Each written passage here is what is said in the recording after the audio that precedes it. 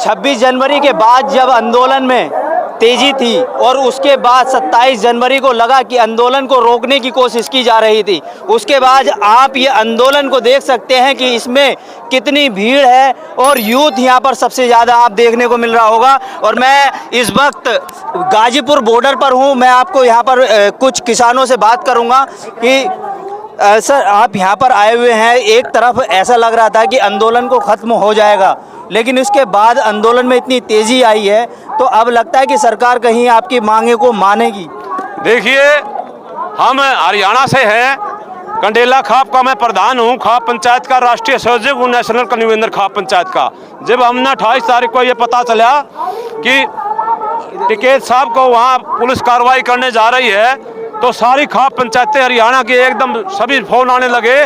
तो रात में ही लोग वहाँ से हरियाणा से चल कर उड़ाए हैं। उसके लिए हम समर्थन उसी दिन से करते आ रहे हैं। और हम ये चाहते हैं कि देश के आज किसानों को इतना बड़ा महापंचायत, इतनी बड़ी रैली कभी आज वर्ल्ड में हुई। हम शांतिपूर्वक तरीके से जो हमारी MSP का कानून बनना चाहिए, गारंटी, और तीनों कानून रद्द होने चाहिए और स्वामीनाथन की रिपोर्ट लागू होनी चाहिए। इस बारे में आज यहाँ टिकैत साहब से जो बात हुई, 3 तारीख को कंडेला खाप के चबूतरे पर हरियाणा में टिकैत अपने राकेश टिकैत जी वहाँ जाएंगे और उसको के कारण सभी खाप पंचायतों को संबोधित करेंगे। लेकिन जैसे कि कल जो है महापंचायत हुई थी, उस महापंचायत से कुछ निर्णय निकल कर आया?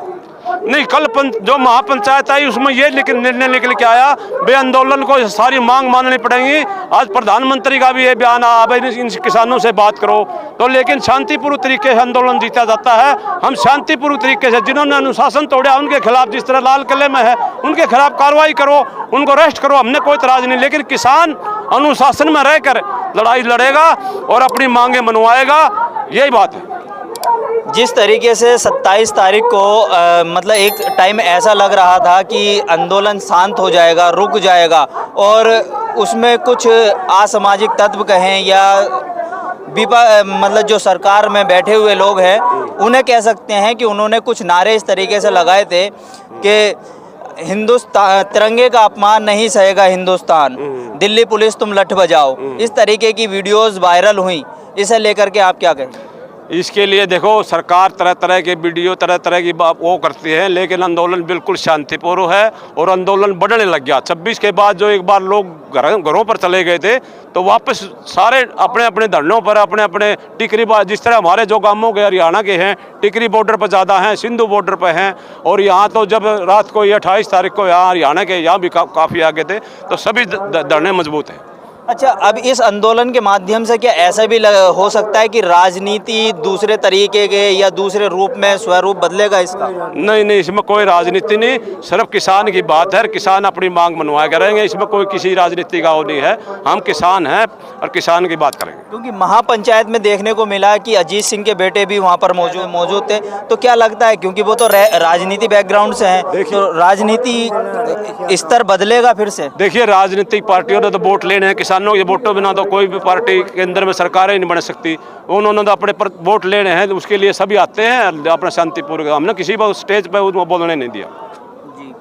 लेकिन एक तरफ ये अनुमान लगाया जा सकता है कि जिस तरीके से अब 2022 आने वाला है और चुनाव भी 2021 चल रहा है, लेकिन चुनाव भी नज़दीक हैं 2022 में, तो क्या सरकार को कुछ रूप जो है, जो जैसा कि अब मांगे नहीं मान रही है, लेकिन राजनीति की बात की जाए तो पश्चिम बंगाल में चुनाव चल रहे हैं, वहाँ पर चुनाव है, वहाँ की तैयारियाँ सरकार कर रही है, 2022 में आप अपनी नई तैयारी करेंगे? नहीं, बिल्कुल किसानों के जो तैयारी है, किसानों की पूरी तरह से तैयारी है। और भारत का ये आंदोलन भारत का, पूरी देश का हो गया है, सभी राष्ट्रों उसका के कार्य, राजस्थान है, पंजाब है, उत्तर प्रदेश है, गुजरात है, सभी स्टेटों से लोग अपने अपने स्तर पर कर रहे हैं।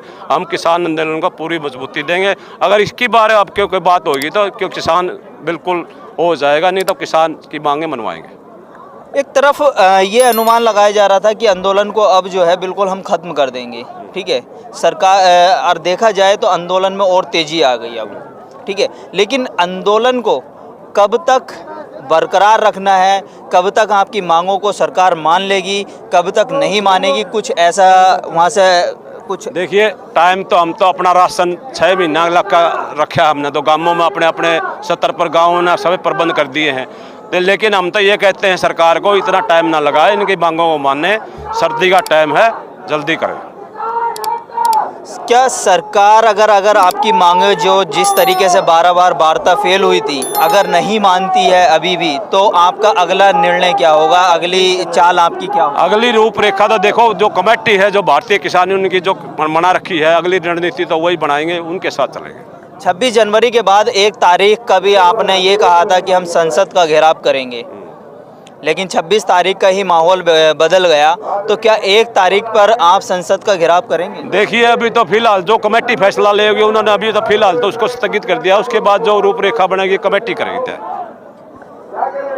1 तारीख का जो है जो भी रूपरेखा होगी वो कमेटी से तय होगी, और उसके बाद ही जो भी निर्णय होगा वो तय किया जाएगा कि संसद का घेराव होगा या नहीं। कैमरा पर्सन रियाज के साथ मोहम्मद साजिद, ABC वर्ल्ड हिंदी।